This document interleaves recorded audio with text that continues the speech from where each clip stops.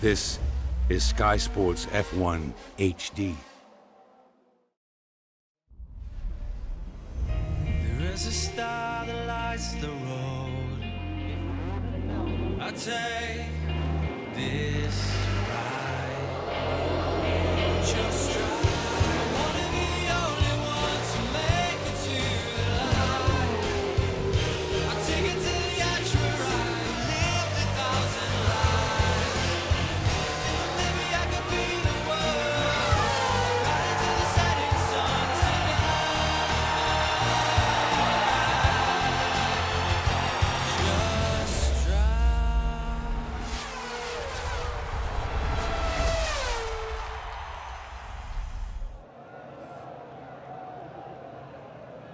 Everybody forming up on the grid now, and Michael Schumacher and his brother Ralph have been sitting there for a good half a minute now. The temperature's rising all the time. You know the drill, folks. 5 lights go on, then 5 lights go off, and then we'll be rocking and rolling in Sao Paulo.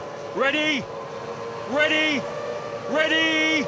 Go! Great start by Schumacher. Hakkinen stalled. Everyone goes around the back of him, and Hakkinen has stalled from P3. Schumacher leads into the first corner. Great start by Montoya as well, and Ralph and David Coulthard too. So those front 5 and Hakkinen still on the grid. Safety car, they'll have to put the safety car out, I believe, unless they can move that very, very quickly.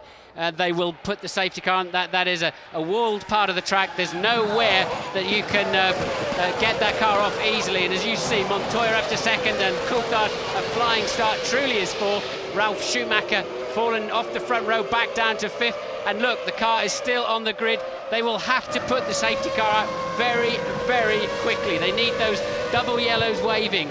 And Safety car is standing by, we're told, but no sign of it yet on the racetrack. What a cracking start, though, by Juan Montoya in the Williams. Ralf Schumacher has dropped down to 5th place, and look at Michael streaking away. David Coulthard looking very racy in 3rd place. Jarno Trulli got away well. Safety car deployed.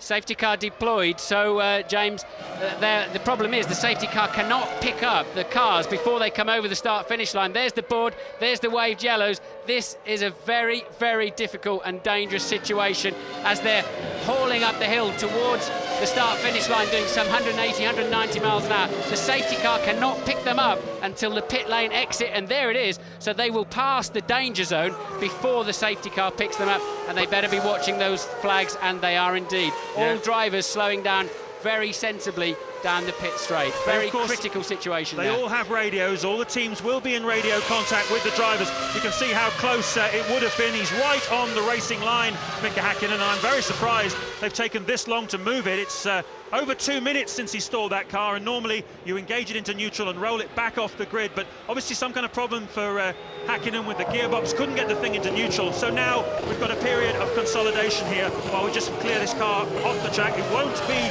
very long before the safety car comes in off the track. In fact, it may be as little as 1 lap, because we want to go racing here in Interlagos. The McLaren now has been pushed off the racetrack, and safety car will be coming straight in, so it's going to be green flag more or less straight away. You can see the lights will go out on the safety car, and we'll be racing again. And watch Montoya, he's going to be right behind the Ferrari. Ted Kravitz, what can you tell us?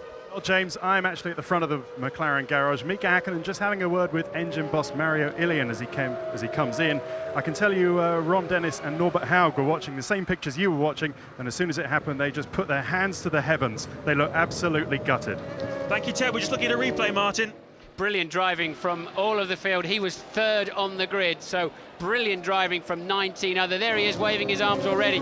It was probably too late for the start to be aborted, and nobody even touched that McLaren, and that is a miracle. That on the start or at the end of the first lap, that could have been a mother and father of a shunt. The yellow flag is waving. You can see the other side of the blue bridge there, but it was too late. Once that computer procedure started, and is really in the final throes of getting the cars away, it cannot be stopped. But we're racing again here at Interlagos. Michael Schumacher leading the way as they come up the long hill to cross the start-finish line. And look at Juan Montoya, he's looking very racy indeed. Already trying to charge down the inside of Michael Schumacher. This is what we were promised when Montoya came into Formula One. A feisty, aggressive racer, and we've got it. Montoya leads at Interlagos. Michael Schumacher second. second, David Coulthard third. Fantastic. Well, there's a warning shot, isn't there, already for Michael Schumacher. Montoya is well known to be very good and very aggressive in traffic. Oh, and that's Barrichello. That's finished his afternoon off, hasn't it? And he's hit Ralf Schumacher up the back. Rubens Barrichello trying to be a bit too aggressive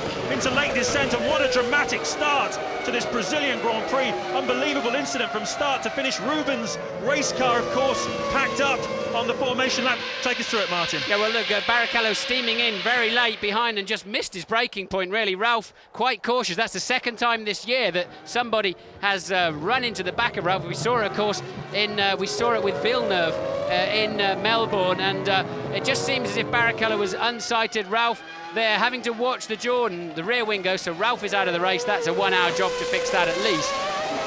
And it's spotting with rain, we hear. There's a lot of debris down then at turn 4 already. And Barrichello, what an afternoon he's having an incredible time. Of course, he'd set the fastest first sector time, not surprisingly.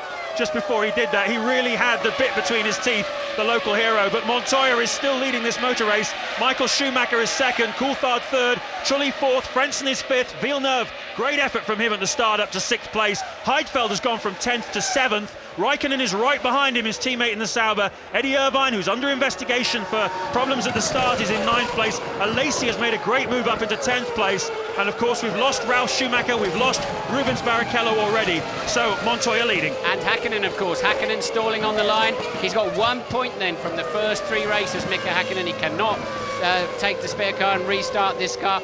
Ralf has made it back to the pits, but as I said earlier, that's a good 1 hour job to fix that, because the undertray, the rear of the undertray will be broken as well.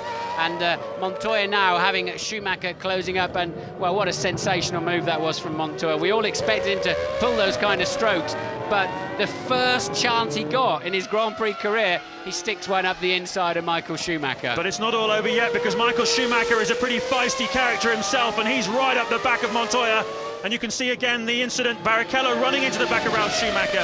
Now, that was almost inevitable, really, with all of that running back to the pits. As calm as he looked, I'm afraid it is just about impossible to really keep your head straight.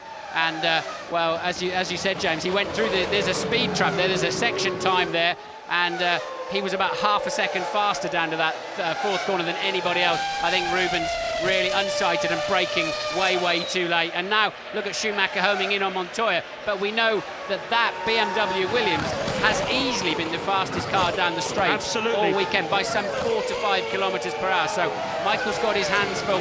The man sitting pretty really is Coulthard. Yeah, Coulthard looking very good at the moment, just keeping a watching brief on the top 2. And as you say, Martin, that BMW engine revving to 18,000 RPM now, the highest revving engine. They're talking about well over 800 horsepower. And BMW in only their 2nd year of Formula One competition after a multi-year break going back to the mid-1980s. What a fantastic package. This is only their 20th Grand Prix start of their 2nd time in Formula One, and they're looking very strong indeed. Now, they're running roughly the same sort of wing angles from what I could see down on the, looking at the pictures on the grid. It's going to be very difficult because that Williams is very aerodynamically efficient in a straight line. The air passes underneath it, over the top of it. They've got some great modifications on the car this weekend which have allowed Montoya and Ralf Schumacher to be so fast. And Michael Schumacher has a terrifically efficient race car too, but he has not got the straight line speed. How does he pass this mercurial 25-year-old Colombian, the man who came over from America, and absolutely extraordinary performance already, whatever happens now. There's a good chance of points today for Montoya. It's not just about going for glory. He can really make his mark on Formula One today. Hakkinen out, Rubens out, and his teammate Ralf Schumacher out. So, Montoya leading by 0.4 of a second from Michael Schumacher. Coulthard still 3rd, Trulli 4th, Frentzen 5th, Villeneuve 6th, Heidfeld 7th, Raikkonen 8th, Irvine 9th, Alesi 10th. And there's the confirmation of the 10-second stop-and-go penalty for Eddie Irvine, and a big lock-up there into turn 7. It's not a major problem. He has a lock down the inside, Michael Schumacher, very close. He lost momentum there, Montoya. Sorry to jump in there, Martin, but he did lose a lot of momentum, and Michael's certainly having a good look on this twisty section. Yeah, he'll never get through there, though, James, never in a month of Sundays, but at least it's showing just how hard Montoya's having to fight to stay ahead. And Michael, too, is giving it plenty, and back-end stepping out. But this is the problem Michael's got. Montoya is faster down the straight, and here we go with a replay of that very brave first corner move there. Michael, of course, is up for a championship. He's got more to lose than Montoya, and that was a real racer's move. Fantastic move by Juan Montoya. We saw in America a couple of years ago, he put an incredible move on, he put lots of incredible moves on a lot of people, Juan Montoya, to win the IndyCar Championship. And he's done it again to the best driver in Formula One. He said he was going to do this, and he's now leading on lap 6 of this 71-lap Grand Prix as Eddie Irvine comes in to serve his 10-second stop-and-go penalty. That's going to lose him about 32 seconds of race time and drop him way, way down. He was in 9th place. He's going to be about 19th or 20th when he rejoins. Yes, and Irvine, just to remind you, has been penalised because his mechanics were still on the racetrack 11 seconds before the green light to go on the reconnaissance laps before the start proper. So a penalty, that's one we've seen applied 3 times now. Yep. And it's caught Eddie Irvine. They're certainly very hot on it this season. They don't want anyone getting hurt. Mechanics on the grid, we've seen it in the past. People have been run into by other cars. And Montoya then fastest first sector for him. And remember how hard he was pushing yesterday in qualifying. He flew off on his first flying lap. He's pushing just as hard today and keeping it on the road.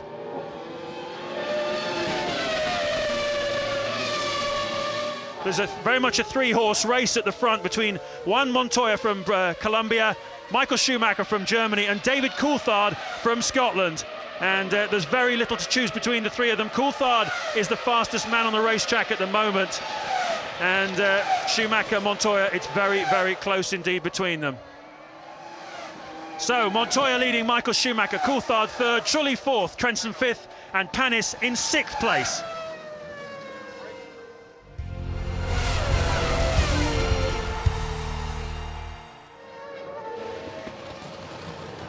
So what a start, Martin, unbelievable. This is not good for, I mean, the crowd had their nerves tested by the Barrichello incident before the start, but I think we've all had our nerves tested now. Absolutely extraordinary goings on here to eliminate so many of the front runners from this race, although we have, of course, got Ralf Schumacher back in the motor race now, down in 20th place. And, of course, we've got his teammate Juan Montoya just showing everybody why Frank Williams was so keen to get him over here from Colombia.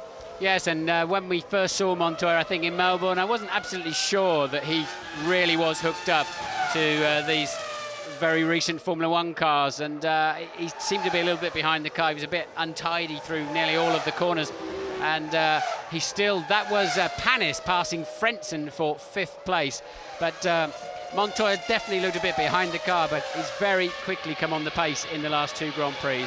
Yes, a great move there by Olivier Panis. He's certainly been very hooked up. Here it is again, Martin, take us through it. Well, he's got in the slipstream, the toe, very nicely, just pulls out and gives himself plenty of time. And, well, Frentzen yields quite easily there. And Panis, well, was able to slingshot past.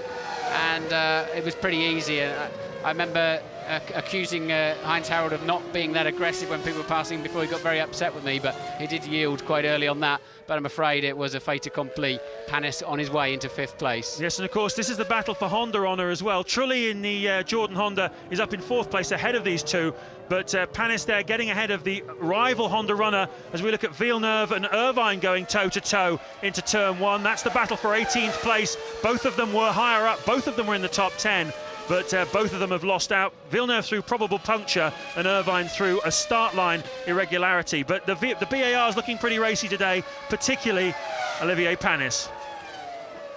Lap 15, Interlagos, Brazil. Juan Montoya leads for BMW Williams, just 0.7 of a second ahead of Michael Schumacher, as Enrique Benoldi, one of the local drivers here from Curitiba in Brazil, comes into the pit lane in his Arrows. He was lying down in 16th place, and it's been an extremely eventful day here at Interlagos already. We've lost Rubens Barrichello, we've lost Mika Hakkinen, both very early on in the race. Ralf Schumacher was punted up the back by Rubens Barrichello, but he's back in the race having had his rear wing replaced. It's all go here in Sao Paulo, and Montoya keeping Michael Schumacher waiting, holding him behind him. Michael not making too much of an effort at the moment to try and get past him. Coulthard looking very good in 3rd place ahead of Trulli in 4th. Well, we do think if Montoya hadn't have put the car in the wall early on in qualifying yesterday and having to move to the spare car, he could well have been on the front row of the grid. But Michael may be sitting there quite comfortably and thinking Montoya will pit earlier than him, may have to go in for fuel earlier than him, because Michael seems almost content now to keep that gap at about 0.7 of a second. just about out of the dirty air behind a very untroubled Montoya. And Coulthard there just sitting, watching and waiting. I think you're absolutely right, Martin. It must be the case, judging by the pace we've seen from Ferrari in these first 3 Grand Prix, and indeed Michael Schumacher's qualifying pace yesterday, the only driver to break underneath the 1:14 barrier. He has got a faster race car than Juan Montoya, and Montoya was able to get past him on the restart, not like Michael to be caught napping, but he certainly was caught napping by Montoya. And perhaps, Martin, Montoya's experience from America, where they often have safety cars and then they release them afterwards, and he's got so much experience of restarting a motor race from behind a safety car. And of course, Michael has no real knowledge of Montoya. He hasn't built up a mental picture in his head yet of what kind of guy Montoya is, but I think today he'll have learned a bit more about him as we go on board with one of the 2 Saubers. I think he's got a good picture now of Montoya's mentality, that's for sure. And you're coming into Meagulo, and he's fighting the car all the way through. The Sauber probably not working as well as we have seen it, although if that's Heidfeld, he's up in 7th place. It is indeed Heidfeld. So they're fighting the car out there this afternoon. Hot track temperatures. Many of the teams are expecting rain later on this afternoon. I think they were getting conflicting weather reports again, as they did in Sepang. And here we are back up then into turn 1, and a bit of action going on ahead.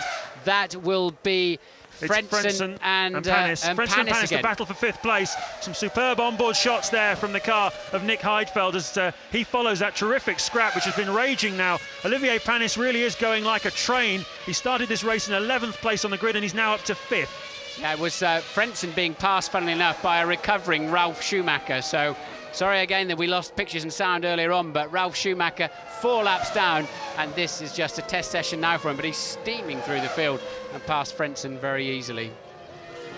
So, amazing drama here as we look at the car of Nick Heidfeld, and you really have to say the Saubers have been going superbly well this weekend. That car designed by Sergio Rinland, the Argentinian designer, used to work many years for the Brabham team. And Rinland mysteriously designing this car and then leaving the Sauber team before it was even launched back in February.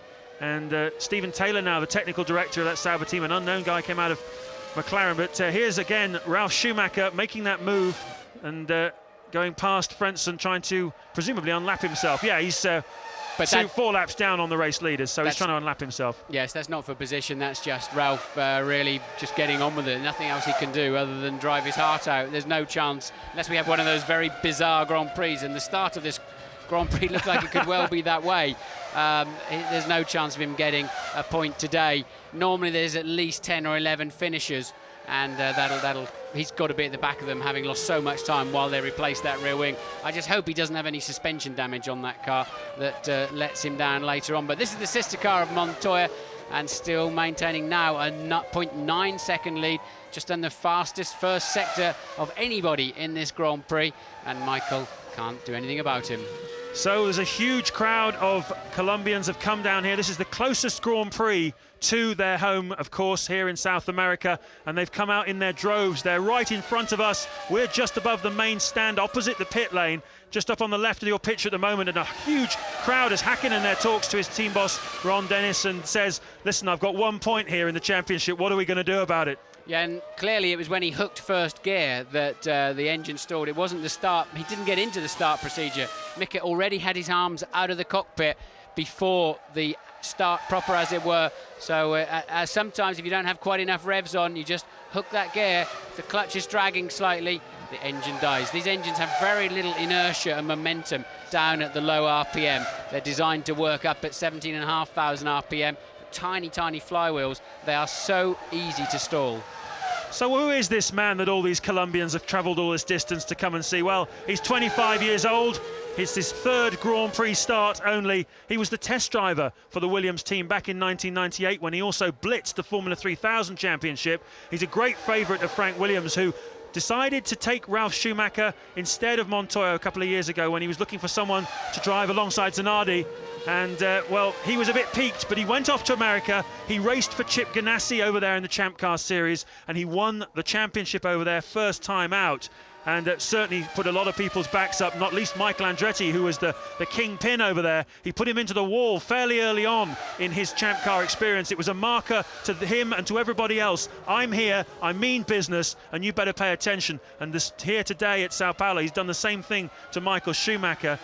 He has had success here in Brazil. He won the Champ Car race at Rio, and he's going very strongly indeed at the moment. I spoke to him, had a long chat with him on Friday, and he said that he felt he was just beginning to get on top of these Formula One cars now. He said you need to be much more precise with the steering than you do with one of those big heavy Champ cars, and he said it's taken me time. I feel I am beginning to get there. Well, the proof, as they say, is in the eating. This is another replay then of this time. This was Panis taking position from Frentzen. That's quite a lot earlier on in the race, actually. So Panis has been in 5th for some time now. In fact, that's Panis taking Trulli, Panis then passing Trulli for 4th place. Panis, I'm sure, on a 2-stopper. Yeah, we saw him this morning going very quickly in the warm-up, Olivier Panis. He was in 7th place, looking very strong indeed, and it seemed clear to me he was running with a lightish fuel load, so he's obviously trying to make up places. You can do that here in Brazil. You can attack, and he's up into 5th place at the moment. We're on lap 20 at the moment. He's going to have to stop. If he is on a 2-stop strategy, he's going to have to make a stop sometime in the next 3 to 5 laps, and that will drop him down to somewhere around 13th or 14th. Still an awful lot to play. We're also waiting to see exactly what Montoya's going to do as he sets a new fastest lap in a 1:17.132. What's Michael going to do? What's his strategy going to be? At the moment, it's even Stevens at the front. Montoya, Schumacher, Coulthard, lap 21.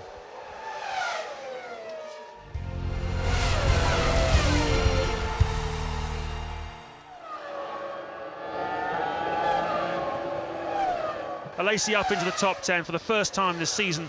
And Jos Verstappen in the Arrows going strongly again in 10th place. Had a good performance from him 2 weeks ago in Malaysia. He was running in 4th place for a large part of that race, particularly when the weather conditions were pretty grim. And we see a super slow-mo again of Heinz-Harald Frentzen, the cameraman, obviously going for a BAFTA award. I'm not sure, he'll have to perfect his focus a little bit if he wants to win one of those, I think. But anyway, Frentzen running now down in 6th place, having been passed by Panis. And you're looking now at the scrap between Verstappen, Berti and Fisichella. And this is the battle for 10th place. Montoya then, while you're watching this battle, Montoya eking out even more of a lead. Nothing wrong with those Michelin tyres, are there? There's some suggestion that they would fall away in pace, but that certainly has not happened at all. Montoya now the fastest man on the track, only by about 1/10 of a second per lap. But Verstappen, they're running some 2.5 seconds slower, actually, this little gaggle fighting over 10th place. And there's Berti having a look down into turn 4. Verstappen having nothing of it. He's more on the racing line, the cleaner line. And well, there's a lot of effort going on there to be so far off the pace and at the moment out of the points. Yes, there's an enormous scrap here, and of course Luciano Berti has a tremendous amount to prove. He arrived here in Brazil this weekend for the Grand Prix under a wave of media speculation that his drive was under threat from Pedro de la Rosa, who was recently taken on as the team's test driver, and he certainly has had the guillotine over his head throughout this weekend, and he's responded in the best possible fashion by qualifying very close to his teammate Eddie Irvine and now running strongly in the race. Lap 23 at Interlagos. You're watching the battle for 10th place between Verstappen, Berti and Fisichella. Montoya still leading the race ahead of Michael Schumacher and David Coulthard. Michael, though, has got a little bit closer. He's 9/10 of a second behind Montoya. And Montoya must have made some kind of little slip or possibly outbraked himself into one of the corners there, because Michael took half a second out of him that last lap as we look at Jenson Button. Yeah, that's Button being passed by Irvine. Irvine having that stop and go earlier on. So they're fighting for 17th and 18th place at the moment. Irvine now taking that 17th place. This is back with a squabble for 10, 11 and 12 for Verstappen, Berti and Fisichella. Well, we must apologise to you back in the UK and around the world. We've had a few sound problems, we understand, something to do with power. They're here at the Interlagos circuit, and we're very sorry about that, but we hope you're enjoying this Brazilian Grand Prix as much as Martin and I are, because it really is all action throughout the field, and we're just entering now the interesting period when we start to think about pit strategy, and it's certainly going to be very interesting indeed. We expect Panis to be two-stopping, we expect him in at some point soon, but what about the front runners, and what about these guys? Yes, over here you're either walking into sort of cabins and buildings that are, as we watch the Prost of a Lacey in the pits, but you're either walking into cabins that are fully electrified, or there's no electricity whatsoever. But a Lacey then in the first lap, 24. That will be a scheduled stop for Lacey. He clearly then on a 2-stopper. We're just about in that zone now. It'll be interesting to see which of the front runners has to come in and have a look. And Bertie then with a very, very good slipstream, but that's not a long straight on the way into turn 4, and it's very slippery up the inside if you decide to have a big dive. A Lacey then bang on target for a 2-stopper, just as we predicted, but Olivier Panis is the man we've got our eye on, currently running in 4th place. And Schumacher in the pit. Michael Schumacher in the pit he then clearly is on a 2-stopper too, so Montoya then has more fuel on board than Schumacher. Possibly, or this may be a tactic by Ross Brawn to just try and do something different. How long is the fuel hose on for? 9.6 seconds. Interesting. Well, very interesting. That's pretty much a 2-stop strategy. It looks to me as though that is what Michael had in mind. And last year he did it. He stopped a little earlier last year. It was lap 20, but of course he made that mercurial start and was definitely keen to put as much space between himself and the McLarens as he could. This year he's unexpectedly found himself behind a Williams BMW. He might have in the back of his mind thought it could be his brother, but it's not his brother. It's Juan Montoya who was in front of him, and Montoya looking quite strong. How much fuel is in this Williams BMW car? That is the $10 million question here in Interlagos this afternoon, as we see Gaston Mazzacani in the second of the 2 Prosts coming in for his first scheduled fuel stop. Montoya then with a 2.9 second lead now over David Coulthard. We'll have to see where Michael Schumacher comes out. He'll be in the pack somewhere, no doubt about it. That's a reasonably long fuel that's going to be quite a long middle stint, I'd imagine. And Williams then shaping up to lap the Jaguar. Montoya lapping the Jaguar then of Eddie Irvine. So, David Coulthard now in 2nd place, Mika Hakkinen out of the race, and down at the McLaren garage is Ted Kravitz. As I can tell you, there were some surprised looks on the McLaren mechanics' faces when Michael came in for that stop. I'm pretty sure DC's just on the 1-stopper. Now, the whole of this pit is really willing David Coulthard on. He's equal second in the championship, and of course now with Rubens and Mika out, he's got a great opportunity to extend his points. And Montoya and the Schumacher battling is only helping Coulthard. Thank you for that, Ted. While you were talking there, we saw Michael Schumacher just making a move on the Jordan, and it looked pretty easy to me, Martin. It's considering how much fuel, of course, Michael's got on board. We know he's just been in for a tankful. Of course, he is on fresh tyres, but we've seen a lot of cars pass the Jordans in a straight line this afternoon. They must be running a lot of wing and a lot of fuel. They could be fueled up over 100 kilos to go a very, very long 1-stopper, but Michael then immediately back up into 5th place. And BAR are getting ready for a pit stop. Is it going to be Olivier Panis or is it going to be Jacques Villeneuve? We've seen Villeneuve in already, as we see here the Williams of Montoya lapping the Minardi into turn 1, and we expected to see Panis coming in. He is at 3rd at the moment, and of course this has always been a great circuit for Olivier Panis. He finished on the podium here back in 1997 when he was racing for the Prost team. Put on a spectacular performance that day on a 1-stop strategy. Today it looks like he's on a 2, as we see again Michael making the move. Yeah, easy for Michael. He had the line and just moves to the outside to put the frighteners on Frentzen. But Michael already then the fastest man in the mid-sector, and this could be a 10-12 lap storm for Michael to try to leapfrog that Williams. Looks like it. Here's the BAR in the pits. Which one is it? It looks like it's Panis. It is indeed 8.4, bang on schedule. A little bit late indeed coming in on lap 28 for a 2-stopper, but short-fueled it, so he's obviously going to sprint now this next segment. And keep your eyes on Olivier Panis, folks, because there's an awful lot more to come from him. And in the battle, of course, a terrific battle raging between BAR and the Jordan team, both powered by the Honda engines. Currently, it's honours to BAR. They're looking pretty strong, although that stop will have promoted Trulli now. So Trulli will be in front of the first of the BARs. But look at this slide. Big slide there from in turn 7. He hooked the right front on the curb, and it tends to pluck the car in sometimes. And Montoya still pushing hard, but I tell you what, if he goes to about lap 35 here, you know, that's going to shock an awful lot of people in the Formula 1 pit lane if that's on a 1-stop fuel and easily matching Michael Schumacher's pace. And Coulthard had a slow lap the last time around. I'm assuming that's Button coming in the pits for his first stop of the afternoon. I'm assuming Coulthard must have met some traffic because his pace down to turn 3 is back on schedule. wretched afternoon once again for Jenson Button. Twice this weekend he's been bottom of the timesheets, and what a difference a year makes. As of course the 12 months ago he got his first World Championship point. There's a problem here on this stop.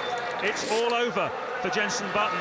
As I say, 12 months ago he outqualified Ralf Schumacher, let's not forget, and got his first World Championship point. This man, though, took his Williams drive. Frank Williams decided to give Montoya his opportunity. Jenson made the switch to Benetton. It's certainly a learning year for him. It's going to be very, very hard work getting this radical new Renault engine up to speed. It's currently about 100 horsepower down on the benchmark engine, which is the BMW, the Mercedes and the Ferrari. And poor old Jenson, a miserable weekend comes to an end.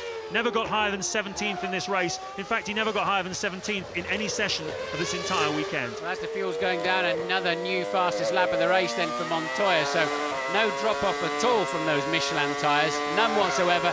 Just burning the fuel around at 2.5, 3 litres per lap, enabling just to edge the times down. A good, solid, consistent, professional drive from Montoya, and he looks well under control, doesn't he? Coulthard to his fastest lap of the race so far, just a 1/10 of a second slower, but the lead now Montoya's edged out to 4.2 seconds. Yes, Montoya looking very tidy, very controlled and pushing hard. 4.2 seconds up on Coulthard. Michael Schumacher, though, back up into 3rd place, 30-second behind. And, well, one man who's had an eventful afternoon today is Rubens Barrichello, and he's down one with Louise. He has indeed, James. Rubens, probably the biggest racing weekend of your year. It's all gone horribly wrong, hasn't it? Yeah, I mean, it's something that I've been asking myself the last minutes. I mean, why those things happen? I mean, why? I mean, okay, you have to keep your smiling going. You have to think on the positive side. But in the question of 10 minutes, I had probably everything going wrong. I mean, I had the car breaking down on a formation lap. I had to run up here. I had 30 seconds to go to the grid. When I get to the grid, I had to change more. It wasn't my car. I mean, the engineers and the mechanics did a fantastic job for me to feel at least at home. I mean, it wasn't perfect, but it was like that. And then, you know, I really brought my heartbeat from 200 to 80. I was feeling calm. And then on that straight, I was feeling calm on my right side. I knew something was going on in between Ralf and the guy in front. Maybe it was a Jordan. And then all of a sudden, what I saw was a car coming my way and braking. It took me so much by surprise.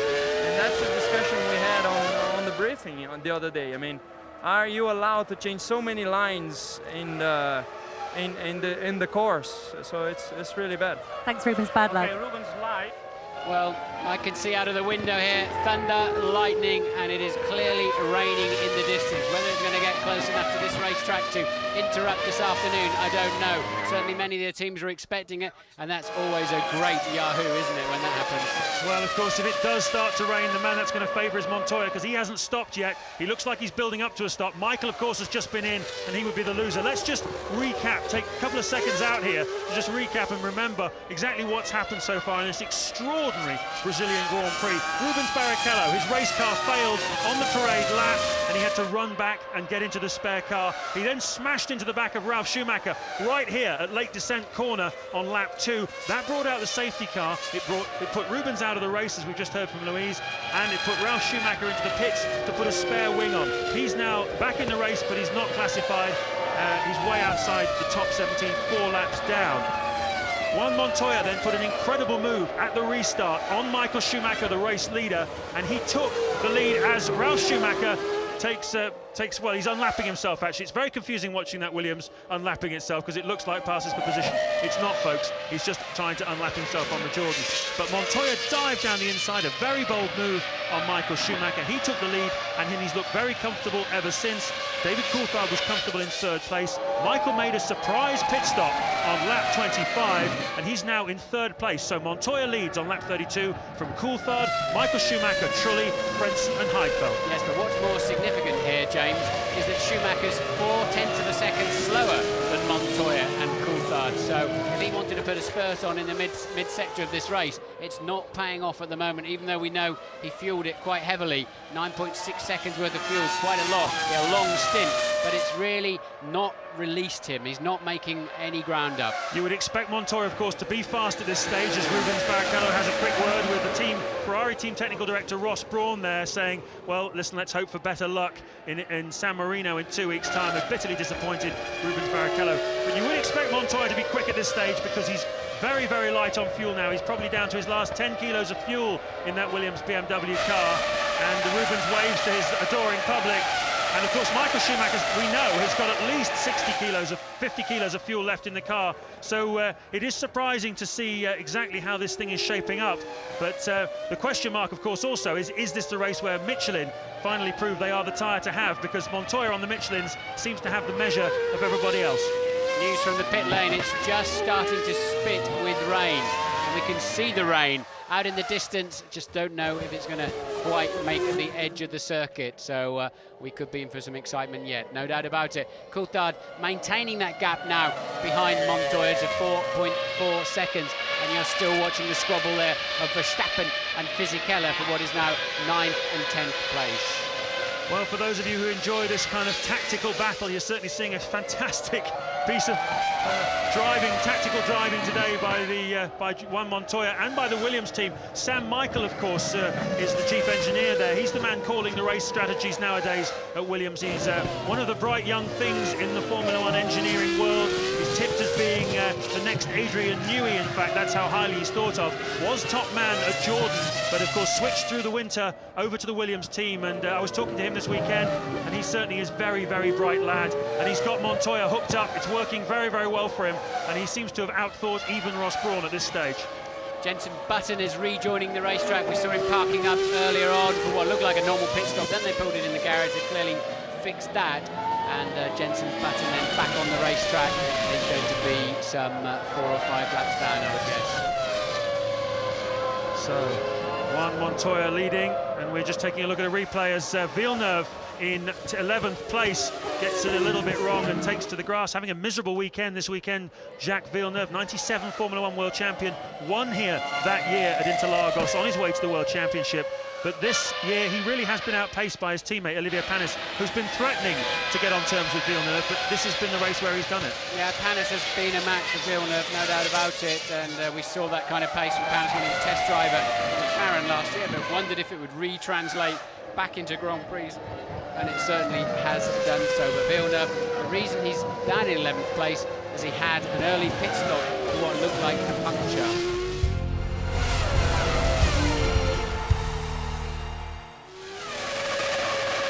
We understand from the pits that the rain is beginning to fall just a little bit heavier now, and this of course is playing beautifully into the hands of Juan Montoya, because he's certainly into the one-stop pit window. He can come in any time now and fuel it to the finish, and well, of course it might stop raining, in which case being on any kind of wet tyres might not be the thing, but this is a very delicate time of the race. You don't want to blink first at this time of the race. No, but they really hope, if it's going to rain, both Montoya and Coulthard need it to rain in the next 3 or 4 laps, otherwise they will be making 2 stops.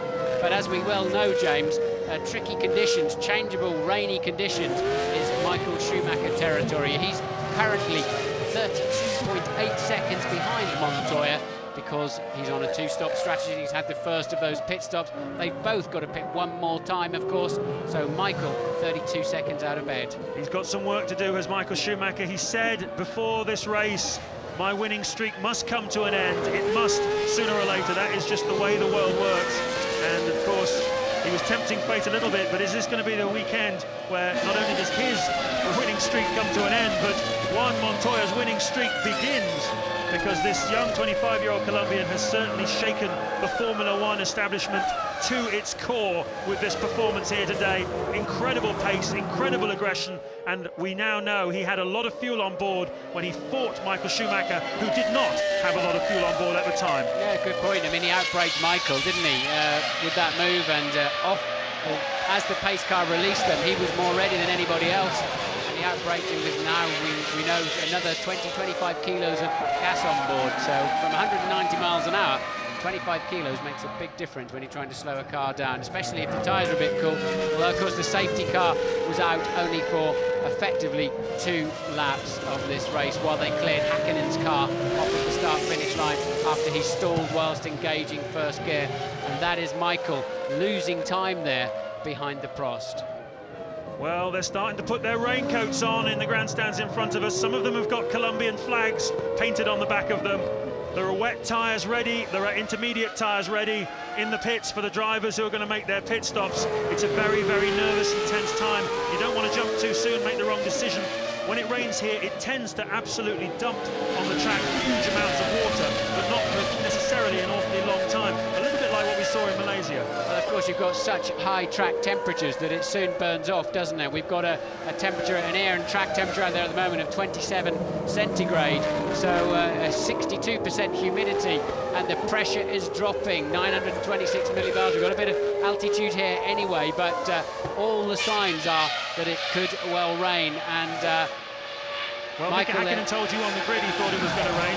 He didn't know that he wouldn't be in the race at the time, but he certainly said he thought it was going to rain, and it looks like it might. For the second Grand Prix in succession, we're heading towards some uncertain times and some uncertain weather. And who is it going to play out for? Is it going to play out for Montoya, Coulthard, or Michael Schumacher? That's As we look at the Sauber, Kimi Räikkönen. Yeah, Räikkönen in the pits from 8th place. Another very solid drive from him.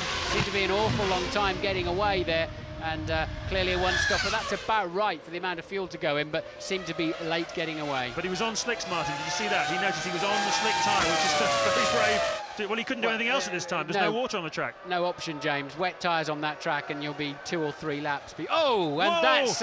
it's Montoya! Montoya's out of the motor race! Unbelievable! He's been rammed from behind by one of the back markers. It's the Arrows. It's absolutely incredible. It's Jos Verstappen has taken Juan Montoya out of this motor race. I think it's Montoya, is it? Yes, it is. Oh my good Lord! What drama here in Sao Paulo. In front of us, they're almost crying. The Colombians, they thought they were going to see a debut Grand Prix win, and you are in big, big trouble from the big Colombian man when he catches up with you. And that was a nasty incident. It's lucky the Arrows didn't fly and start rolling over there. Luckily, the wheel ties keeping his wheel in place there. And let's watch it. He moves out of the way for Montoya, lets Montoya through, and then just runs straight into the back of him. Almost like he got sucked into the braking zone and just misread the whole situation.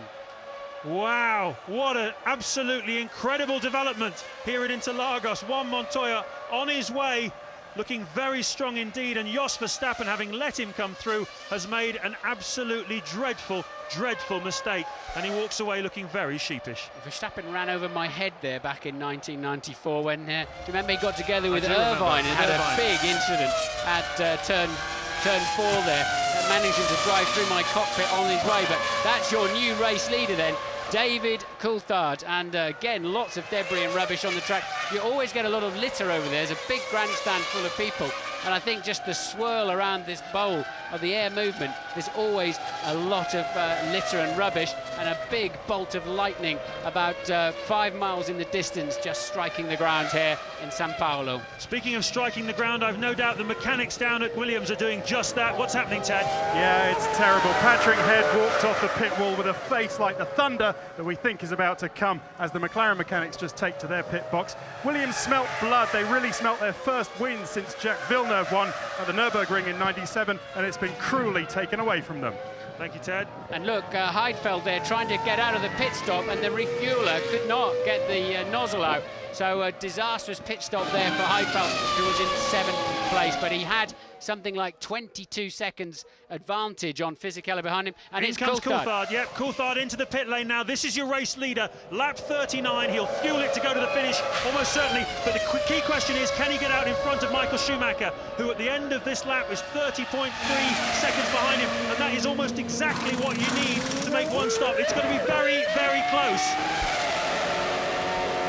A lot of fuel got to go in. 9.8, is he going to do it? Down the pit straight, we're looking for Michael Schumacher. Here comes Schumacher, and Schumacher is... No, he's not going to do it. But it looks like Coulthard's going to retain the lead. It's a very slow pit exit. I think Coulthard should just stay ahead. He should have 2 or 3 seconds in hand. There he is, yes. He's got to build up to speed. You run around the inside of turn 3 here. And now David up to speed, and Michael will just pop out behind him, just working out. But of course, Coulthard, if it doesn't rain, Coulthard does not have to stop again in this race. Michael Schumacher, we're pretty sure, has. Yes, he definitely has to stop again, Martin, no question about that. And this is an incredible turnaround from what we expected in this Brazilian Grand Prix. I can't remember ever seeing a dull Brazilian Grand Prix. It's the kind of place where things happen, and they're certainly happening here today. Coulthard leads on lap 40 from Michael Schumacher, Trulli in third and Frentzen in fourth. Coulthard with a very fat car now. You would expect Michael Schumacher to be able to haul him in quite easily in this phase of the Grand Prix. A lot of understeer there. David struggling to get the car there through turns 7 and 8. A new set of tyres. They're a while before the whole carcass and tread comes up to the operating temperature that you want, and that's why Michael Schumacher could home in on him as they head up towards the start-finish line. But you have to say, the Ferrari, although Michael was on pole, it was a Michael lap. Barrichello was down in 6th place on the grid. The Ferrari has not had anything like the advantage that it showed at the first 2 Grand Prix, and we've clearly seen that this afternoon. Coulthard really, the car bucking around there. What happens is, stick 80, 90 kilos of fuel on board, and the ride height, the rear ride height, it goes down quite a lot. It's 20% of the weight of the car, and then you start hitting the ground harder in those first few laps, and you have to be a little bit wary. It's not a waiting you're at, folks. That's just litter coming out of the grandstands. They've been here since 7 o'clock this morning. They've been going crazy in the sun. They've been eating their crisps, and they're now throwing the packets onto the racetrack, and it's quite a dramatic sight. Let's hope none of those go into the radiators of any of these cars, because they'll send the temperatures through the roof. But McLaren made some improvements to this car. They worked hard in testing in Barcelona last week. They came here with 4 different front wings. They've tried them all throughout the weekend. Adrian Newey, the chief designer, the head man in the technical department at McLaren, has been working night and day. He's not here this weekend. He's working so hard on trying to improve this McLaren. He's been flat out trying to just get them more front-end downforce to get this McLaren on terms of Ferrari. At the moment, it looks quite good for McLaren. Now, this is not such a high downforce circuit as some of them, and I think it's more in the zone where the McLaren has been working better anyway. They've been maxed out on their aero settings, and I think this circuit definitely played into the McLaren zone. But Coulthard and Michael Schumacher have had a few run-ins in the past, but it's normally Coulthard trying to pass Michael rather than the other way around, isn't it? But if Michael wants any chance of winning this race, he needs to leapfrog past the McLaren. Haven't seen any signs yet that he's easily got the speed to do that. Yes, Coulthard fueling it to the finish there. Well over 90 kilos will have gone into that car at the stop. Ralf Schumacher pressing on in 15th place. Just set the fastest lap of the race there, Ralf Schumacher, in a 1:15.693. He's going like a rocket, but it's no good to him because he's 4 laps down. Just trying to prove a point, and that point, I think, is just what Montoya would have been able to do had he not been taken out of this race by Jos Verstappen. The 2 Jordans running line astern, we haven't seen much of them this afternoon, other than them being passed by other people. They're 3rd and 4th, though. It's playing out for Eddie Jordan. Just celebrated his 53rd birthday a couple of days ago in fantastic style as one of the Benettons comes in, Fisichella. So, but at the moment, Eddie Jordan's 2 cars are running 3rd and 4th, looking reasonably comfortable. Panis is in 5th place. He's on a 2-stopper. The 2 Jordans appear to be on a 1-stopper. They've yet to make their stops, I believe. But it's, well, actually, who's in the pits there for BAR? Just behind that Fisichella, it's Villeneuve again. They've got problems with that car. There's a good scrap, but it's a long stop there for Jacques Villeneuve. A good scrap shaping up. Panis in 5th, on a different strategy, but much faster than the 2 Jordans, and he's just 6 seconds behind them. One of the Jordans looks like he just came into pit lane. I can tell you, it doesn't look as though the mechanics are ready for him. Yes, it's Frentzen, and I'm looking straight out, and they were not ready, but they've rushed out all of a sudden. Still taking the blankets off the tyres down there at Jordan, so Frentzen then in for his what should be his one and only stop of the afternoon, assuming that the rain we can see in the distance doesn't make it to the edge of the racetrack. And there's the man with the starter. That's just in case Frentzen stalls the engine, so that's a precautionary thing. Good stop by the Jordan team. Anything under 11 seconds for a 1-stop fuel load is pretty good around here. Frentzen back into the race, was 4th. He'll have dropped down behind Panis now. So Panis gets back up to 4th place, and but he will rejoin in front of Heidfeld. So Frentzen down into 5th place. Coulthard leading on lap 43 from Michael Schumacher, Trulli, Panis, Frentzen, Heidfeld, Raikkonen still in 7th place, waiting to pick any points up if anybody should drop out. He's only 1 second behind his teammate Heidfeld, having a super race here. The young 21-year-old Finnish rookie. This is only his 27th car race ever, and once again he's really on it. Irvine up into 8th, despite having a stop-and-go penalty earlier in the race. Alesi 9th and Fisichella 10th for Benetton. So next man to stop must be Jarno Trulli anytime soon, the current 3rd place man, and we believe he's on his, yes he is. Here he is. Trulli then in for his one and only stop from 3rd place. Jarno Trulli, the young Italian driver, has been very disappointed with his form so far, but he's been running very strongly this weekend. He's beginning to turn it round. Let's watch his stop, see what happens. 22 men working on that car. Pretty routine, it looks to me. Lots of revs, and they Yeah, can't get the fuel hose won't come refueler off. off. Yes, the fuel hose won't come off, and Trulli lost a couple of seconds there. That will have cost him dearly. And the most incredible bolt of lightning, a vertical bolt of lightning, just to the right out of our commentary position over the city of Sao Paulo. So, lap 44, Coulthard leading from Schumacher, Panis. Trulli is 4th, Frentzen 5th, and Mick Heidfeld is in 6th place. I can see rain. The rain is coming down now. You can see the hats, you can see the raincoats. They were putting them on before, but they're seriously putting them on now, and everyone pouring in. Neither of those two are particularly contenders today. Alesi in 9th place, Ralf Schumacher down in 14th place, but the rain beginning to fall, and well, how hard is it going to fall, and how long will it take before the track is wet enough to require wet tyres? A lot more to come from this motor race yet.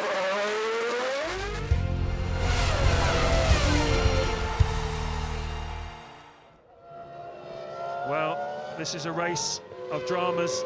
It's a race of changes, a race of evolutions. Coulthard going very slowly. Yeah, and Coulthard really struggling too. And there you're seeing 2 BARs queued up in the pits for wets. And Ferrari are not going to have that problem, and nor are McLaren, because there are, of course, only one of each of those 2 cars in the race, but all of them just gently tiptoeing back to the pits. That's Frentzen in. He was in 4th place, and they'll have to go to wets, or intermediates really, I'd imagine. It's a tyre they'll want to go on to at the moment. Full wets, I would have thought, is too much.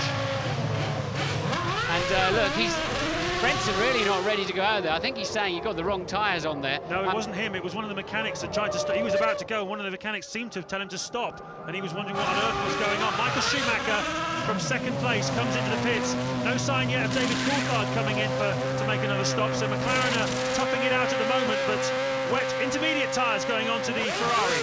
I wonder, Coulthard went past. I think Coulthard, yes he did. Coulthard went past, decided not to come in for tyres, and well, that's a brave move.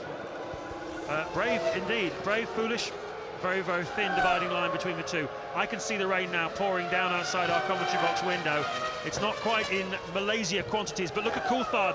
Now he's being hauled in by the others, and this is a very dramatic development in this Grand Prix. That's going to cost him a Grand Prix today, I think. He's going to lose so much time getting round to the start-finish line that that's going to cost Coulthard the Grand Prix. Full wet tyres going on to that Williams of Ralf Schumacher. So again, as we saw in Malaysia, there is a bit of a difference of opinion about which way to go on these tyres.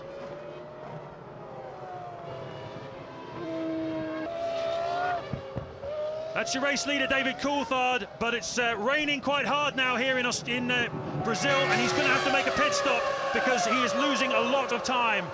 And this is Michael coming in 1 lap earlier than Coulthard. This is played beautifully into the hands of Schumacher and Ferrari, and Coulthard must have lost a half a minute by tiptoeing round on the wrong tyres. Intermediate's going on. Intermediate is the right tyre this time. I have no idea why Coulthard waited 1 more lap to come in. It's going to cost him a Grand Prix. It's cost him something around 20 seconds. He had a 3-second advantage over Michael Schumacher, but of course Schumacher had to pit again anyway for fuel, so now he's got the fuel, he's got the right tyres, and Coulthard stayed out a lap too long, and it's blown it. But was it a decision of a team? Was it a decision of a driver? I looked out of the commentary box window. There was no sign of the mechanics out there when the Ferrari mechanics, the BAR and Jordan guys were all out there. Some teams actually queued the two cars together. We had Trulli sitting behind Frentzen. We had Villeneuve sitting ahead of Panis, who's lost time in all of this. But the man who's lost the most, Michael spun it! Michael Schumacher, has he kept the clutch in?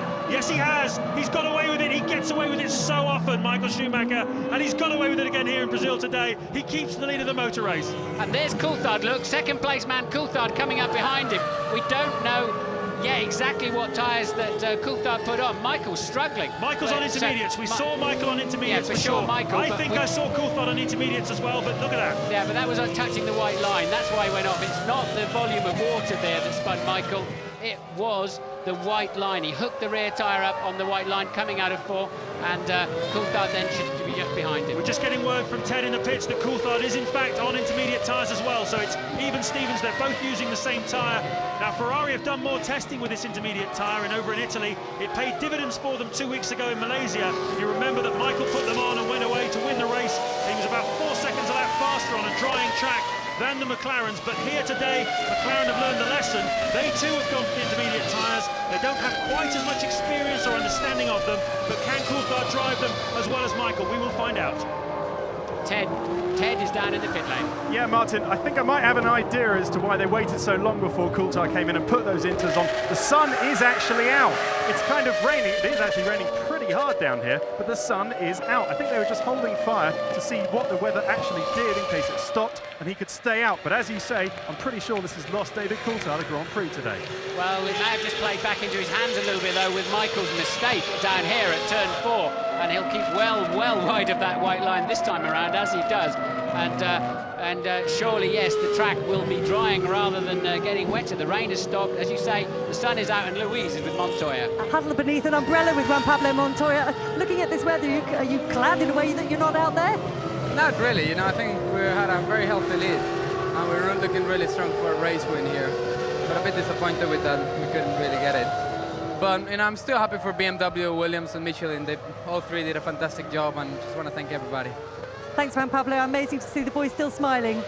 Very American style there, thanking all of your team and your sponsors and your mechanics. That's what they do all of the time over there. But it was calm and collected, wasn't he? I think he'll be very satisfied with a brilliant performance this afternoon, Montoya. Taken out by Verstappen, who had a bit of brain fade. He led Montoya through and then ran into the back of him as he was being lapped. But Coulthard at the moment able to stay in the wake there. And who's that coming through? Somebody making a move on Michael, it looked like, from behind. And it's Coulthard. It's Coulthard coming up the inside of Michael. Mind the back marker, and either brilliant side move there. of Marquez they go, either side of the Minardi, and David Coulthard has taken the lead of the Brazilian Grand Prix away from Michael Schumacher. Schumacher made a mistake 2 laps ago. He made an even bigger one on that lap into turn 1. He was outsighted by the back marker, and Coulthard's through. Great driving, just like we saw in the French Grand Prix last year, Martin. He's not afraid to have a go, and he's had a go, and he's passed him. But I tell you what was particularly brave about that is Coulthard was in the spray of 2 cars, the Ferrari and then the Minardi, and here he comes up and he decides a brave move then to just commit, and luckily the Minardi is having a bit of a moment all of its own and left space on the inside for Coulthard, didn't turn in on him, and Michael well and truly snookered around the outside. What a great Grand Prix this is turning out to be. It's still raining, although as Ted was saying, the sun is coming out as well, and Michael's staring now at the back of a McLaren Mercedes rear wing, something he hasn't done at all so far in the 2001 Grand Prix season, but he's doing it now, and we've got 22 laps to go, and anything could happen from here. Yeah, some of the cars went out on full wets. We saw the Jordans, for example, going on to the full wets, and we know from Sepang and we know from Ferrari testing that they found no more aquaplaning on these inters than on the full wets, and Coulthard's certainly happy on them, isn't he? And he's picked up already. Let's see what he's got. Look at the gap, look at the lead he's got over Michael as at the end of the first lap after he's passed him, a full 1.5 seconds. I hope David remembers when he was leading the Nürburgring race a couple of years back that so easily when he went off by pushing too hard, too early, and Sakani, that is, just having a bit of a spin. Let's just talk a little bit about intermediate tyres. What do we mean, Martin, by intermediate tyres? They're a lighter rain tyre, aren't they? Yes, they've got more rubber on the track basically, and smaller, lower grooves, so that they don't clear the water as well, but they give you more grip. An intermediate means it's halfway between a wet and a slick. Yeah, both Jordans, well, Trulli putting the wets on, Heinz-Harald Frentzen, we believe, putting intermediate tyres on. Of course, everybody, Formula One, everybody follows everybody else in this game, and everyone had looked at what Ross Brawn and the two Ferrari drivers did in Malaysia 2 weeks ago, putting the intermediate tyres on in the middle of a deluge, and this weekend it looks like some of them have copied, others have gone their own way, and it's very wet out there now. Michael's finding some speed now, James, and Coulthard appearing to be extremely cautious and trying to almost do the karting line, going around the outside. This is a replay, I don't know what of. Looks like the Jordan getting pinched. It's Trulli and Raikkonen.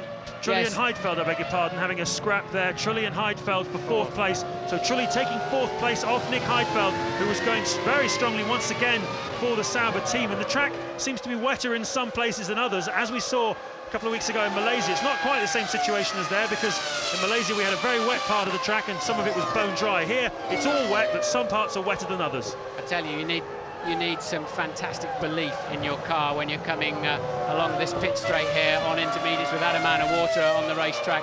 Luckily, at 190 miles an hour, you got a stunning amount of downforce. The car's being pushed onto the racetrack, and it's that part of the racetrack where Coulthard seems much happier. Now, homing in. Oh, and look, Heidfeld there, the Sauber there, getting out of shape all by itself in the middle of the straight. In a straight line, not even trying to turn a corner, and it's absolutely pouring down out there. It really is a lot of water lying, and we're getting towards the territory where intermediates are perhaps not the tyre to have, because as you just said, Martin, they don't disperse the water quite as well as the wet tyre. They don't throw off the huge volume of water you need to get grip on a racetrack like this. But apparently the Bridgestone Inter is a particularly good tyre. It's only a lot of standing water which is going to send that car off the racetrack, but there's plenty out there.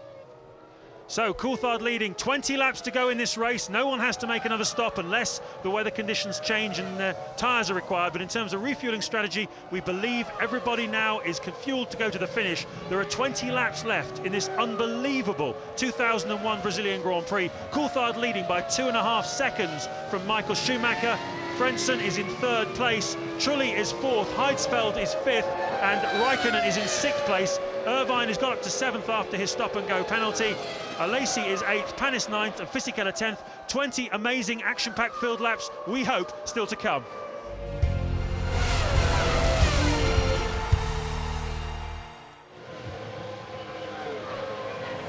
Frentzen then third place, as you can see, just about a minute behind Michael Schumacher.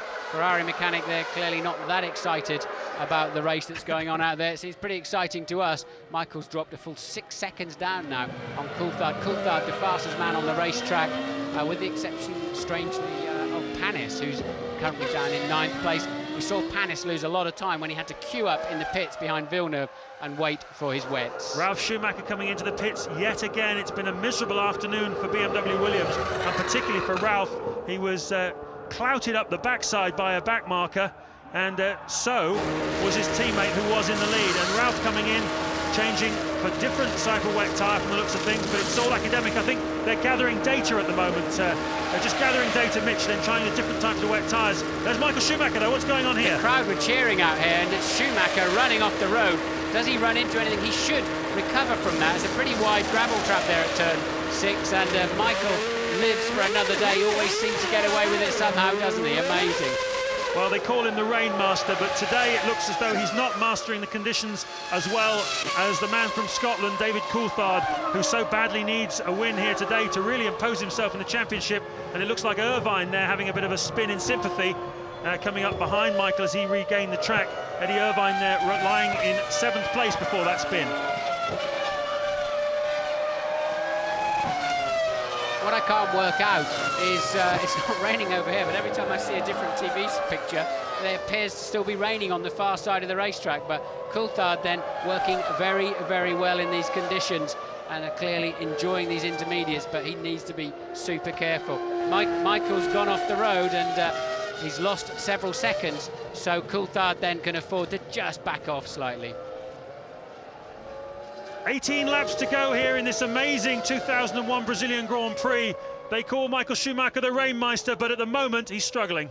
And this is turn 6, Ferradura. Michael getting in too deep, bouncing across the gravel trap, heading for the tyre barrier, but just pulls it around, and anytime soon, this is another shot of it. It's a big gravel trap there, luckily for him. Gets back on the racetrack, and anytime soon you're going to see the Jaguar of Eddie Irvine pointing, and that's Irvine off for yet another time, actually. That's a different spin from Irvine. He very nearly collected Michael Schumacher, and this is a Williams of Ralf Schumacher, who's recently just pitted, so everybody going off in 6 and 7. Brilliant sunshine on the pit straight, lots of water on the racetrack.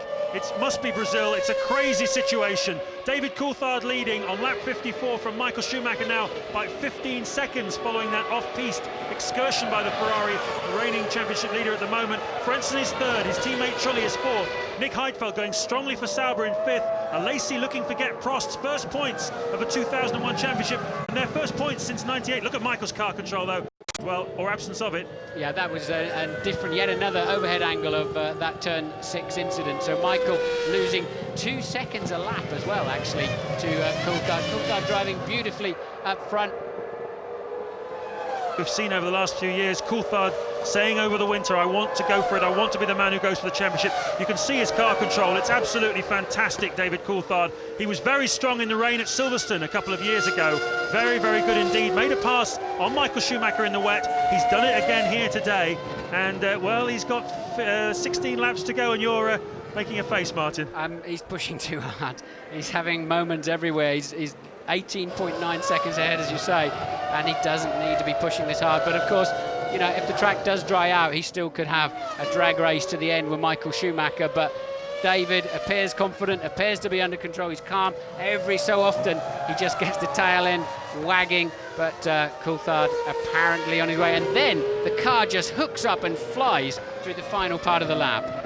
Well, turned 30 last Tuesday, David Coulthard, so he's now classed as one of the more mature Grand Prix drivers, although anyone who spent an evening with him would certainly contest that. Never won here in Brazil, but has been a front row starter here the last 3 years. This year, of course, it wasn't such a pretty story for him in qualifying. He was down in 5th place, but he looked good from the start, and he's looking very good now in these treacherous conditions as Mazzacane has yet another incident. Well, it's been an incident-packed race, but particularly for Mazzacane, he's been all over the place. They're just giving a bit of icing sugar to that car. I wonder if he had an engine failure coming down the pit straight, because that's going to give a few headaches if he did, if there's any oil on the racetrack. But Schumacher's going into that corner now and appears to have normal levels of grip. Yeah, Schumacher faster on that last lap than David Coulthard, just taking a second back off the Scotsman. And, well, as you say, Martin, Coulthard really looking at Livio Panis there in the foreground. Panis has slipped down into 6th place, which has popped a Lacey out of the points now. So it doesn't look as though the Prost is going to get a point just to this race. But everybody except Trulli has been lapped, so they've lapped the entire field up to Trulli. That's 4th place. Yes, Panis very unlucky during that stop for tyres. He had to queue up for probably half a minute while they were sorting something out on Villeneuve's car. So Panis was on a strong run, splitting the Jordans earlier on. 2 Jordans then still running very strongly in 3rd and 4th together.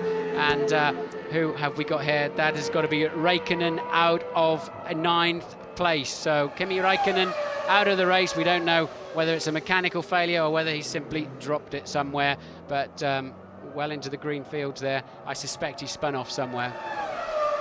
Gone 10 races now since he last won a Grand Prix, David Coulthard. Is this going to be the end of that losing streak? And a big, big moment for Raikkonen. That's the problem around here, James. It's just, you know, the racetrack is just such a mess, and you go off onto what should be a little grassy slide, and the next thing is you're heading into a rollover situation. But Raikkonen then lost it in turn 5, normally a very easy corner, and Michael very late on the brakes. He's got to get on with it. Of course, he is lapping there. Yes, he's lapping Panis. So Panis down in 6th place, being lapped by Michael Schumacher, and Schumacher's got to now regroup and start attacking Coulthard. He's now 16.7 seconds down, so pulling back, as you say, about a second a lap. Yes, he's got 14 laps in which to do it, and a gap of 16.7 seconds behind. He's made the mistakes this afternoon, Michael Schumacher. This will not go down in his record books as one of his best races. We've got waved yellow flags for the various and sundry cars which are scattered around the fields here at Interlagos. Interlagos means between the lakes. There's been a lake on the racetrack today as well, and some have steered through it better than others.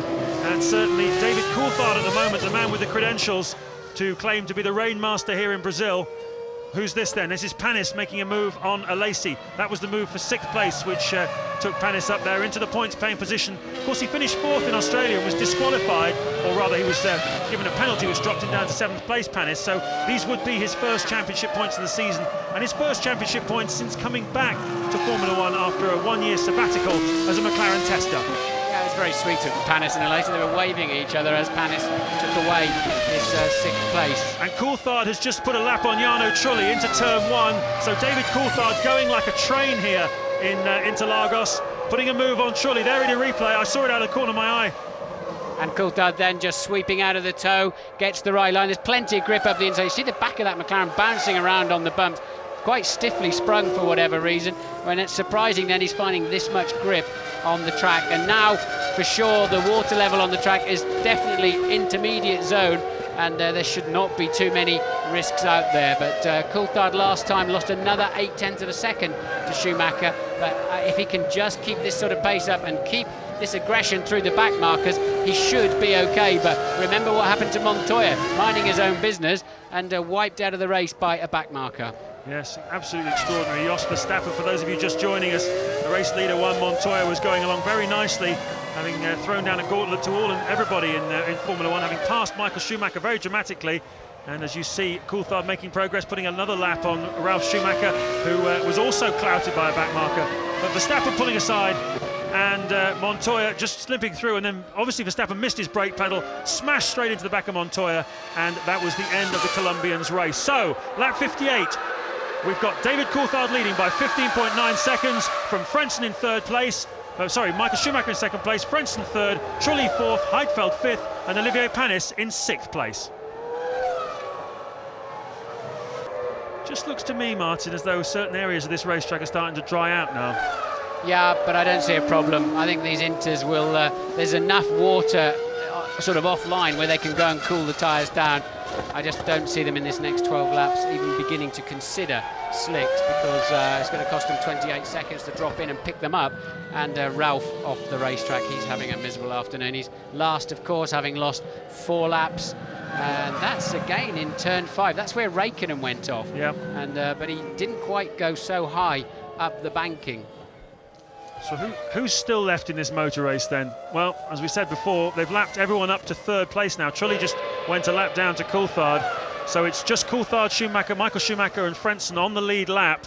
And then it's Trulli in 4th, Heidfeld 5th, Panis 6th, Alesi 7th, Fisichella having a better run for Benetton, but it's got a lot to do with other people dropping out in front of him rather than... but having said that, take nothing away from him. He's driving well and he's going steadily in 8th place. Villeneuve is 9th. Marquez for European Minardi, that'll be a valuable finish for them if they can get into the top 10 in 10th place, ahead of Raikkonen after the Finn had a spin, and Mazzacani in 12th place. And Ralf Schumacher, yet another spin. There he is on the racetrack. He's the last classified man, 5 laps down in 13th place. And look, his car's very much stranded on the racing line. I wonder if we're going to see another incident now that plays into Michael Schumacher's hands. If they have to bring the safety car out, they've got a 4-wheel drive, and they should be able to drag that just about into the safe zone.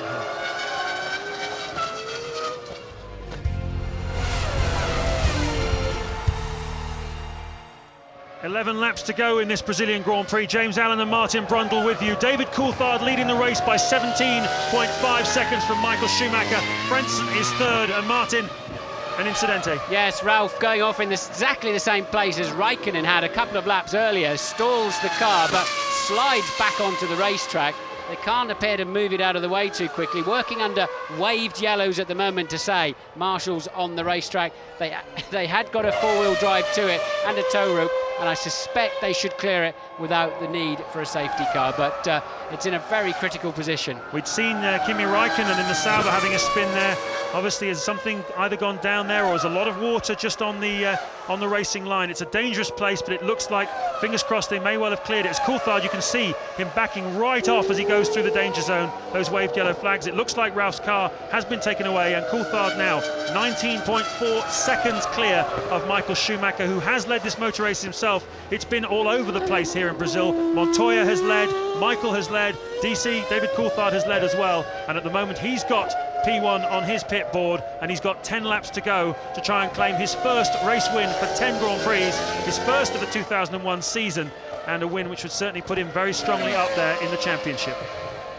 Yes, Michael appearing now to slow down quite a lot. Don't know why, we haven't seen him for a while on our TV screens, but there he is now, just on cue. But Michael, no apparent problems, but just backing out of it. He was starting to home in on Coulthard at 0.8, 1 second per lap, got the gap down to 15.7. Coulthard picked up his pace, and suddenly Michael's now 19.4 behind last time around.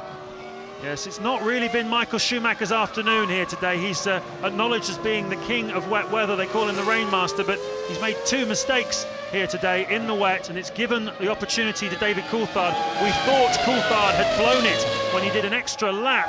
As the rain started to fall, everybody dived into the pits, but Coulthard did that 1 extra lap. He lost about 25 seconds. The race seemed to have gone away from him, but then Michael made 2 mistakes, and all of a sudden Coulthard was right back in the hunt. And into turn 1, the one that they've just gone through now, Coulthard made a move on Michael, either side of a back marker. It was pure drama, pure theatre, and it's given him the lead of the race.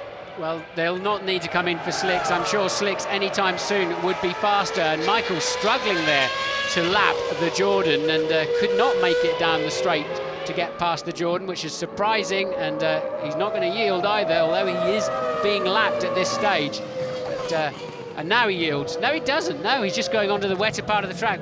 One of the Jordans we know to be on full wets, but Michael just does not appear to have a lot of speed in that car. It's Trulli, and he's the one who's on the same intermediate tyres as Michael is. That's putting Trulli down. He already was a lap down in 5th place. So Coulthard from Michael Schumacher. Frentzen is 70 seconds behind those 2. So if anybody, they're the only 2 that can win this race. Frentzen 3rd, Heidfeld is 4th, going very strongly for Sauber.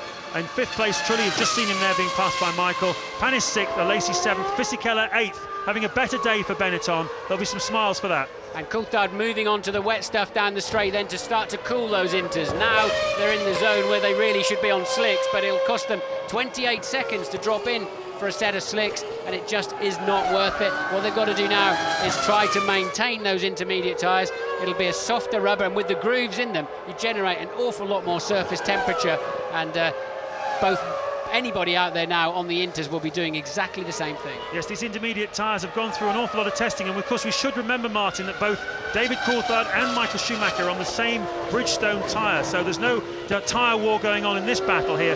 All of the top 3, in fact all of the top 6, are all using the Bridgestone tyre. Now I know from talking to the Ferrari people that they did a lot of work on these tyres in Italy in testing. They've got a facility at their test track to completely soak it with hoses and sprinklers and that kind of thing, and they can do whatever they want. And they found that on a drying track these intermediate tyres will go on and on and on. We've got just 8 laps left in this race. It should be okay, even if a dry line begins to completely appear. But as we just saw there, David Coulthard taking the opportunity to just cool them down, those tyres, to get onto the wet part of the track, give them a bit of what they like, which is water, and just preserve them a little bit more. Yes, 22.9 seconds was his lead last time around, and we haven't seen a midsection time yet from Schumacher on this current lap. Over the line with a 27.5, and well, I think he's just going to be screaming away now from Michael Schumacher. Has Schumacher got any kind of problem? And has Schumacher said 2nd place is good enough for me? It's not really his kind of language, that, but maybe that's what he's done here today, given the circumstances. We've got just 7 laps of this Grand Prix left. But Martin, let's just talk briefly about some of the other people we haven't really mentioned so much today. There's some interesting point scorers if things finish the way they are. Heinz-Harald Frentzen, once again, he's been a point scorer in both of the first 2 races so far this year, and he's been going very, very strongly in both of them. Finished 5th in Australia and 4th in Malaysia. So once again, Jordan looking quite strong, because Jarno Trulli is in 5th place at the moment, so that'll be 2 more points for him. Nick Heidfeld, just as you're saying that, Frentzen's off the road. Mechanical failure then for Frentzen, our 3rd place man. That puts Heidfeld, who's passed Trulli, not seen on the cameras, but Heidfeld was up into 4th, now will be 3rd, because Trulli is on those full wets and lapping very, very slowly. So all of a sudden, from being a dead 3rd and 4th there for the Jordan team, it's beginning to fall apart. Just goes to show you should never really talk about points paying positions before the race finishes. Heinz-Harald Frentzen from 3rd, then dropping out. A bitter blow for him, but Trulli up to 4th. and Heidfeld on a podium position with Sauber. Could you believe it? Ted Kravitz, what can you tell us?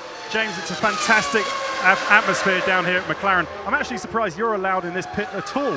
Whenever you're in the commentary box, DC has a storming race. Anyway, there are a lot of nervously confident faces here. Coulthard's got such a great opportunity to take the fight to Schumacher in the championship. They're all willing him on down here at McLaren. I'll bet they are. DC then through turn 3. He's dropped his pace slightly, but still 22.8 seconds is his lead. We haven't seen much information on our screens. We've lost lots of electrics up here in the commentary box, and apologies once again for any sound or vision loss you had earlier on in this Grand Prix. I'm afraid a lot of electrical problems here at the Interlagos circuit, but no such problems so far for David Coulthard. No, well, David Coulthard looking as though he might just shape up for his 11th career Grand Prix victory. The man who, certainly for the last 2 or 3 years, has been in the shadows of Mika Hakkinen at the McLaren team. Hakkinen has out-qualified him every race so far this year. Coulthard has raced very strongly in both of the opening 2 Grand Prix, as he has again today, and he seems to be the man who's taking the fight now to Ferrari. He's got 21 seconds over Schumacher. This is a fight for 6th place between Jean Alesi and Fisichella in the Benetton, and it was 0.2 of a second last time around, and that's about exactly what it looks now. So don't know exactly which tyres they're on. I'll try and have a look. Alesi looks like he's on the full wet to me. Didn't get much of a look at the Benetton tucked up behind, but Jean Alesi there, I'm sure the Benetton is on the intermediate, so that'll be a good one round the outside, and Jean should have the line into the next corner, but too much traction there. Benetton move into a point scoring position. Who'd have thought it after the terrible time they've had so far this weekend? Both Fisichella and Jenson Button, his teammate, have struggled to even break into the top 17, let alone the point-scoring top 6 positions. And there'll be some disappointment also at Prost, as we see again just the way that Alesi ran a little bit wide, and Fisichella was able to nab that 6th place from him. Yeah, Fisichella, I'm sure, will be on the intermediates there, because really Jean should have been able to get into that corner first from that position. Just could not find the traction. 19 races now Alesi has gone since he last scored a point. This is his 2nd season with the Prost team, and it's been pretty difficult for the last couple of years, but he was perhaps hoping he might get something there. Of course, he used to race with the Benetton team, so he'll be doubly sad about what's just happened. 5 laps to go in this race. Yes, I stood in a group of ex-drivers last night with Markey, Blundell, Berger, JJ Leto, all sorts, standing having a good old gas about the good old days, and Jean Alesi walked up and we said, John, when are you joining us? We're forming a new club of ex-drivers. We're going to have a Masters tour soon or something like that. And John said, can I please join you tonight? I've had enough. But he will certainly be very disappointed with losing that World Championship point if that's the way it stays. You and him could be the Statler and Waldorf of Formula One, couldn't you? Leaning out of your box, making comments about the youngsters. So this is the scrap on the track, though, between Panis and Trulli, and this is the battle for 4th place. 3 World Championship points at stake here if you can come 4th. Only 2 points available for the 5th place man. Nothing in it between them. Panis looking strong. Yeah, Panis then... let's see if we can see his. I've got such a poor picture up here in the commentary box. I just cannot begin to see what tyres they're on. It's just all fuzzy from where we're sitting. I hope it's better for you at home, but at the moment the Jordan has the upper hand. Trulli then 4th place man Panis, and we know Panis has got a lot of straight line speed. He popped past a Jordan earlier on, and 2 Jordans early on in the race, exactly like that, down into turn 1, more straight line speed and a huge amount more confidence under braking. Panis then up into the same 4th place that he finished in Melbourne before they took it away from him for passing under the yellows. No yellow flags waving there, and look at the straight line speed advantage. Remember, these 2 cars have exactly the same engine, and if Eddie Jordan thought he was having a bad day losing Frentzen, having a BAR Honda breeze past his car will not please him at all. David Coulthard, though, now just 4 laps away from victory, and we've hardly seen the man who's going to claim the final podium position if things stay the same. His name is Nick Heidfeld. He's 23 years old. He comes, like Heinz-Auer Frentzen, from Mönchengladbach in Germany. He was having a terrible time at Prost last year, really got his head down. He's a protege of the Mercedes and McLaren team. They farmed him out to Prost, and now they've farmed him out to Sauber, and he's running in 3rd place in this race for the Sauber team. And he's had a terrific start to this 2001 championship. 4th place in Australia. They've got very, very little experience at this racetrack, Sauber. They've come here with one driver, Heidfeld, who's got 1 year's experience, and another driver, Raikkonen, who's never been here before. In fact, has only ever done 2 Grand Prix in his life. So they've done very well to get the setup right on that car, and Heidfeld looking very strong for a podium finish as we look at Michael Schumacher passing the back marker, and that is the European Minardi of Tarso Marquez. It's a great thing about Formula One, it's so unpredictable. I mean, Michael just totally dominated those first 2 races, and here we see Heidfeld ducking up the inside of the Minardi. I think that's just a simple replay, nothing dramatic going on there, and a good overhead shot there of Coulthard gently feeding the nose of that McLaren into turn 10 before heading down through Meguro. So Martin, let me ask you, we've seen an awful lot of interesting performances today. Who's your man of the match? Who's your drive of the day? What have you liked? This is the 3rd supremely mature drive of David Coulthard, but my man of the day has got to be Montoya, I think. His 3rd ever Grand Prix. He led it with a lot of confidence and supreme driving, and he was on a 1-stopper, so I'd give it to Montoya today. But this is a great run from David Coulthard. So Montoya, the man of the match. Coulthard looking as though he's going to be the winner of the race, and this man is going to be the hero of Switzerland. Nick Heidfeld for the Swiss Sauber team, powered of course by the Ferrari engine which won last year's World Championship. It's now a customer unit sold to Sauber and to the Prost team, and Sauber is certainly making great use of it. It's only 1 step behind the engine in Michael Schumacher's car, and it's giving them a lot of power. They've got a good chassis. Heidfeld doing a terrific job. Coulthard just a lap and a half away from victory. Yep, 2 including this one, as you say, and I tell you what hurts at the end of these races. I mean, Coulthard, I know, is wearing a neck strap. The rain would have taken away a lot of the pain around this track with the less grip. But what hurts at the end of these races, where the track is so wet and you're hanging on, even in a straight line, are your jaws and your teeth. You clench your teeth so hard, just trying to wait for the next time the car gets out of shape at 150 miles an hour or so. And but Coulthard happily on his way towards the end of the penultimate lap.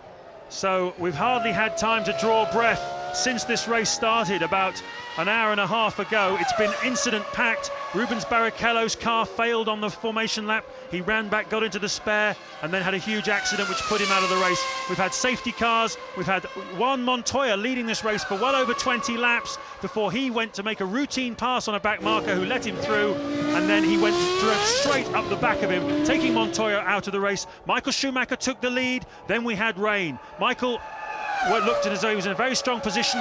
Coulthard didn't make the early stop for the wet tyres. It looked like it had cost him the race win, but then Michael made 2 very big mistakes on a wet track. Coulthard dived past him into turn 1 to take the lead. It's been a feisty, fighting drive from the young man from Twineholme in Scotland. He's got about 1.5 miles to 2 miles left to go. He comes into Ferradura corner for the last time. And that's the right-hander, 115 miles an hour, 3rd gear. All the thoughts now will be going through his head about his 11th Grand Prix victory, his first for 10 races. Well, normally Murray might say, hey, he could almost get out and push it home, but he certainly will not be able to do that at this racetrack. It's a massively steep hill. It doesn't look like it on your TV pictures as they come up to the end of the lap, but Coulthard, the engine sounds sweet enough, doesn't it? And no gear shift problems, nothing hanging off it. All the time in the world, he can just cruise, just like it's a cruisy out lap on the first morning of testing.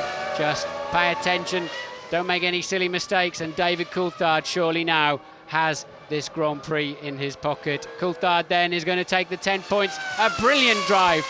David Coulthard then comes across the start-finish line and wins the Brazilian Grand Prix. His first victory in Brazil, his first win for 10 Grand Prix, and second place will be Michael Schumacher, who led this race and who thought probably he had it in the bag, but he didn't. Nick Heidfeld does indeed finish on the podium for Sauber. It's been an extraordinary afternoon here. We're waiting for Olivier Panis, who's going to be 4th for British American Racing, ahead of Jarno Trulli, who will be 5th for Jordan, and Fisichella will get the final point for the Benetton team, which will give them an awful lot to smile about after a terrible, terrible first 2 Grand Prix. But the winner of this race, and look how happy he is, David Coulthard of Great Britain wins the Brazilian Grand Prix.